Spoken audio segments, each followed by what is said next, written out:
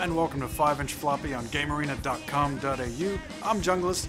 We make no apologies for focusing on gameplay here at the Floppy, and for the last year, the lads at EA Canada have done the same thing. We've been playing their latest offering, FIFA 13, for the past week, and those who care about graphics and tech might be a little disappointed, but the gameplay is as solid as it's ever been.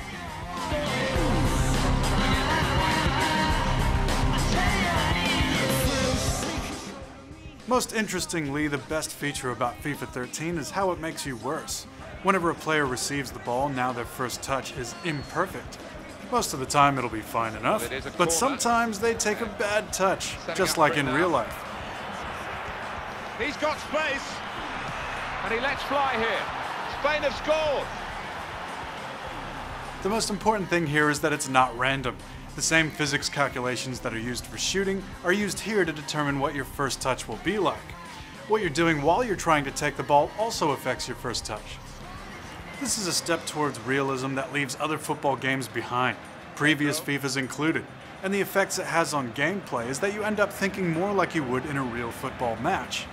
If someone's closing down on you, you're a lot less likely to bring a ball down and control it, and defenders will probably opt for that no-nonsense clearance more often. Player stats affect how good their first touch will be, which means technical players will be able to ping-pong the ball around the place, whereas with less technical teams, that's quite risky. Every single pass is a potential bad touch. PK with the interception. Of course, getting the power and accuracy right on your passes makes the job easier on the recipient, and here's where the new animations come in. More technical players are also able to have their hips facing in a different direction to their dribbling or passing. You can face the opponent, getting ready to run at a defender, or you can shield the ball more effectively now. Previously, you could shield the ball, but when you turned, you would actually face the way you were turning, meaning a tackler could just reach his leg around. Now you can move laterally while still facing away, meaning if your opponent wants to tackle, they'll have to go through the back of your legs.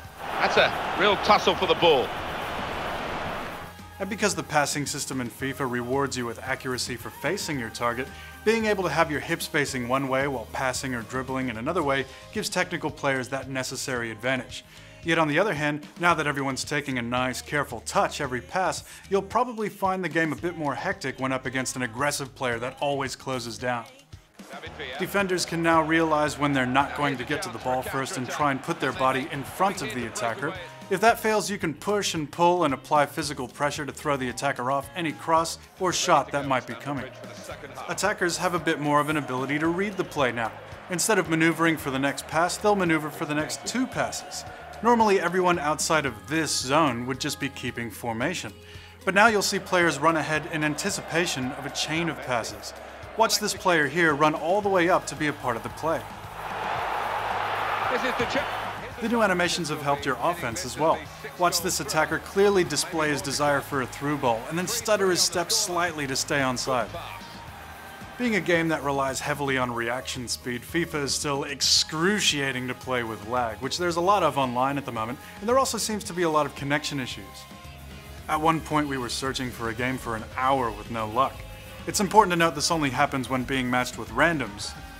Hopefully these are just launch issues, but if you sit down at the moment with just a half hour to play, you might spend the whole time without a game. So, as usual, FIFA is best enjoyed with some mates next to you, or maybe join a local league and get some regular online people to play with. Not that it makes up for the connection issues, but the single-player AI is a lot better now. It'll still make very predictable decisions, but they've taken away its perfect reactions, making it feel a bit more human. It's not terrible playing the AI now, still not human, but not bad. And that brings us to endgame. By focusing on the physics of the game and making sure the stats of every player is as accurate as possible, EA Canada have been able to ignore the normal school of philosophy that says that you have to balance teams by saying nerf one and buff another. Instead, they just advance the tech of attack and defense gameplay in tandem, and somehow it all works out. The result is a game where the strengths and weaknesses of every team are very noticeable and enjoyable. They've made a game where you're rewarded for football knowledge and thinking the way you normally would within a match. It feels more real, it is more fun, and after playing it, you won't be able to go back to FIFA 12.